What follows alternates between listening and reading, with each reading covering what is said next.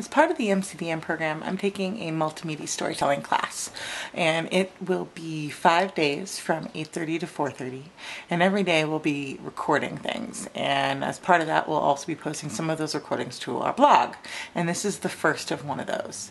The teacher's giving us topics, so for example this one is, how does the context of where you see a story affect its impact on your engagement in the narrative? So the way that I kind of look at this as a paraphrase is, how does where you learn about a story affect how you engage with it and how you interact with it? So I tend to think about this. So what's the difference between if I learn about a story from the TV news versus if I learn about it from a friend on Facebook?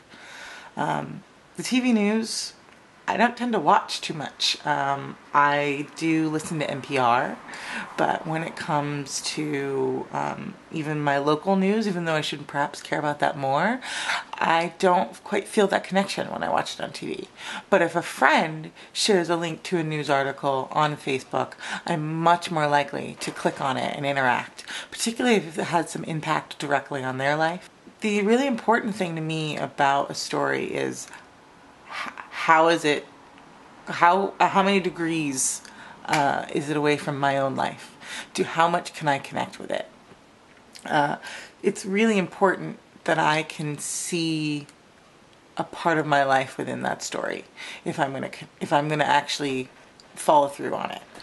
Not only to read it, but maybe say if there's a charity asking for fundraising and telling about their mission. If I happen to know a friend of mine's on that board and I'm learning about it through them, I'm much more likely to take an action and do something than if it's just a random flyer that I got. You can kind of create that closeness as well, but just by thinking through how you're going to promote something and how you can relate to people, your intended audience. I think the Coney 2012 video is a great example of this. It pulled in people by promoting it in, not starting in the big cities, but by reaching out to key celebrities that were already kind of involved in the Invisible Children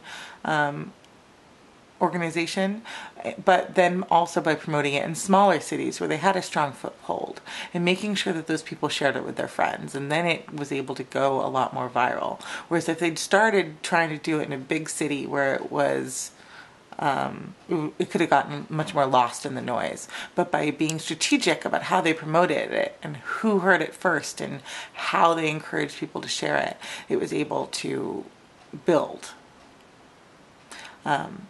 Really, for me, the most important thing with storytelling is not only where I hear it, but how close it can get